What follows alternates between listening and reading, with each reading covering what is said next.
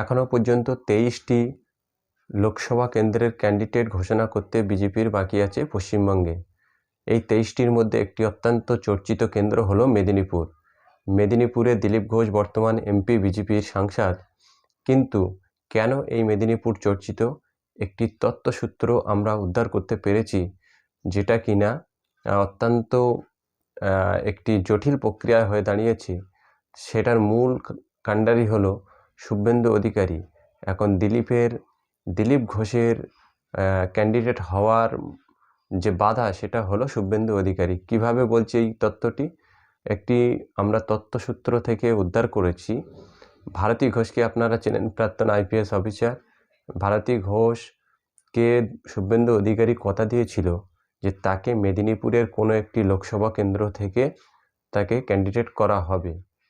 এখন ঘাটাল লোকসভা কেন্দ্রে যথারীতি বিজেপি তাদের তারকা প্রার্থী হিরণ চট্টোপাধ্যায়কে দাঁড় করিয়ে দিয়েছে এবং আরও 2টো সিট রিজার্ভ হয়েছে, যার ফলে মেদিনীপুরেই একমাত্র পদ যেখানে ভারতী ঘোষকে দাঁড় করানো যেতে পারে।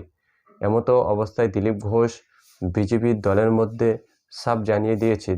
দিলীপ ঘোষের ঘনিষ্ঠ মহল সূত্র থেকে খবর পাওয়া যাচ্ছে, দিলীপ ঘোষ ঘনিষ্ঠ মহলে জানিয়ে দিয়েছে তিনি লোকসভা কেন্দ্রে যদি প্রতিদ্বন্দ্বিতা করে তাহলে মেদিনীপুর থেকেই করবে, কারণ সেটা তার জন্মভূমি বা সেখানকার তিনি ভূমিপুত্র। তিনি প্রতিদ্বন্দ্বিতা করলে মেদিনীপুর থেকেই করবে, অন্য কোথাও থেকে করবে না। ওদিকে ভারতী ঘোষও চাইছে তিনি মেদিনীপুরের বাইরে কোনো লোকসভা কেন্দ্র থেকে প্রতিদ্বন্দ্বিতা করতে চাইছে না। কিন্তু শুভেন্দু অধিকারী তিনি কথা দিয়েছিলেন ভারতী ঘোষকে যে তাকে মেদিনীপুরেই লোকসভার কোনো একটি আসন থেকে দাঁড় করানো হবে। এমতো একটি জটিল প্রক্রিয়ার মধ্যে মেদিনীপুরে বিজেপির একটি জটিল অঙ্ক দাঁড়িয়ে গেছে, যেখানে প্রার্থী করতে তাদের অত্যন্ত খারাপ পরিস্থিতির সম্মুখীন হতে হচ্ছে। এখন দিলীপ ঘোষ প্রাক্তন রাজ্য সভাপতি, আরএসএসের ঘনিষ্ঠ সদস্য এবং তিনি বিজেপির জন্য অনেক কিছু করেছেন পশ্চিমবঙ্গে।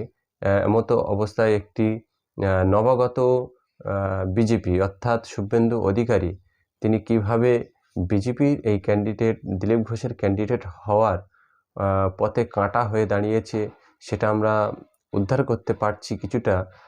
এমতো অবস্থায় 2 ঘোষের ক্যান্ডিডেট হওয়া এক কাঁটায় আটকে গেছে, শুভেন্দু কাঁটায়। এখন আমাদের দেখার আজকে বা কালকের মধ্যে হয়তো বিজেপি তাদের সিট ঘোষণা করবে।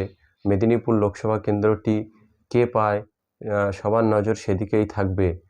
আশা করি আপনারা আপনাদের মতামত জানিয়ে আমাকে আগামী ভিডিও করতে সহযোগিতা করবে।